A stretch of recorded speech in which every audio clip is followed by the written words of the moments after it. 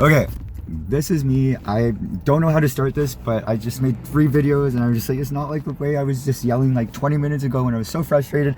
And I was like, it was like channeling, it was me, but I was saying every word perfectly. And I'm trying to redo that right now. Usually I ask the Uber driver an existential question about life, like, does truth come from wisdom, or does wisdom come from truth?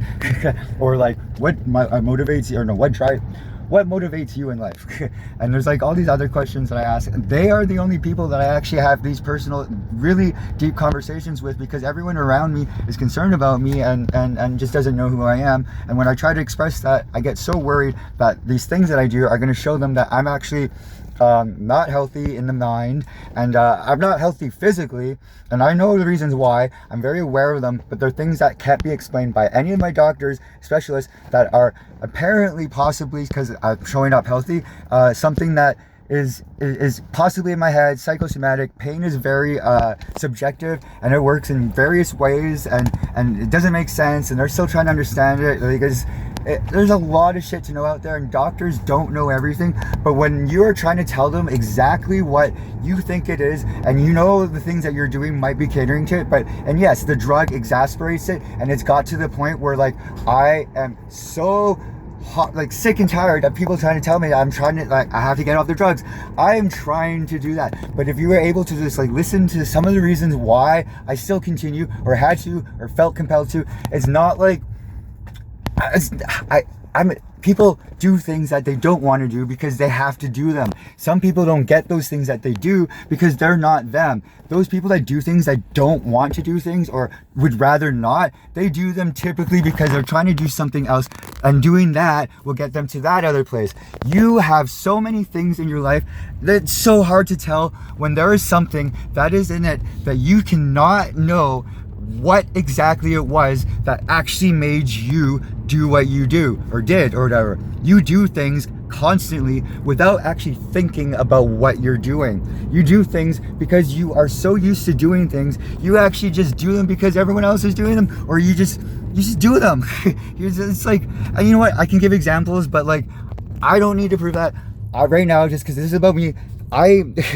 What I'm trying to get at is that I do things very consciously, and I'm always constantly thinking of like how this is going to put whoever else I'm going to go towards, how it's going to affect them. Even in, like I said, even in thought forms, they manifest just by your thoughts into like interactions that involve other people. And I honestly am trying so hard to show people that I'm trying. I am a very unique person. I uniquely experiences. That didn't really work out, but like, I am enjoying a lot of this stuff that like some people would consider like psychosis or something like that. I have had amazing, beautiful ideas and concepts shown to me through like my hand, which like I was so scared of talking about for like the longest time, how my hand is actually something that is beyond me. The energy that I can feel tells me things by like yeah, I'll ask a question. Okay, there are parts of me that I'm not supposed to get into that, because that's not the main focus. But the thing is, there are things in my life that are weird, different. My daily routine, for like the last 10 years, there has been no routine. And you know what? I'm okay with that. Most people think that like I've lived like a lifestyle, or like I could have been doing better.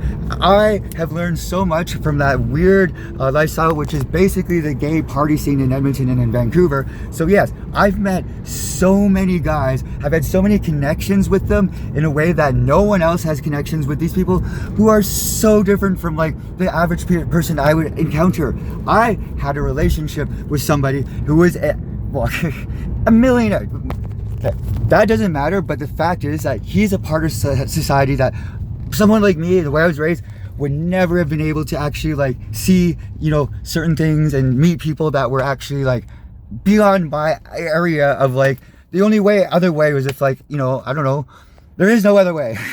It's just like these dynamics that I have with people through this lifestyle has made me come to see and realize a lot of things, and I love the interactions I've had, but I'm done with that now. I have found a new phase in my life. First was like punk rock shit, and that is where I met the most amazing people, because I've never had connections with people like that since then. Like, I connect intimately with guys, and not looking for a woman if anyone, but like there's like an element that that kind of connection is intimate, and there's a lot of unique like things that are just beyond like that are emotional and just like different. That sex is sacred for a reason. I'm going to talk about that another time. But the problem is that I have these friends, old friends that are I'm just recently been able to like contact with like one or two of them, and they know who I am. The best bonds I've ever had. These are people from like high school, and just like we all like accepted each other for whatever, like if there were differences, we either made fun of each other for it or like still was totally cool with it. If you got in a big bitch fight with somebody or whatever, you had a problem and it was somewhat serious, as people would fight, sometimes physically, but mostly just had this big all war. But it was like I dealt with it then, and they were just like cool with it after, because like people get angry, people do things that other people don't understand, and then you're like, okay, well that person's a fucking idiot or stupid. I don't believe in idiots and I don't believe in stupidity, because you know what, that person that can't fucking do what you're doing or what you think he should be able to do can do something amazing that you probably don't even know about and probably didn't think he could, because you think he's too stupid to do anything. That one thing that he's stupid at, that's what he's not focusing on in his life as much as he is elsewhere. Like, okay, my ability to know how things are in my life and what I need to do in order to actually do things the way that I know I can like more likely be capable of doing, because I know how I am, I know what I need, I know that like it might not fit the rules or the usual like guidelines or the things that have worked for other people, but I've tried everything from other people as advices or whatever, and like, you know what, they have worked a lot of times. I'm already doing this stuff before they give the advice. I'm like, well, I'm glad you said that, because I'm doing that right now, so that gives me a better idea of like what's going on and that I'm actually doing the right thing. And you know what, I've been doing pretty freaking good. I enjoy, and I'm so, yesterday was the most freakiest day of my entire life. I felt so alone. I felt this, like I always feel like I'm like close to death, and like I know I look pretty haggard right now, but that's because like it's even yesterday I was still smiling and I was scared shitless.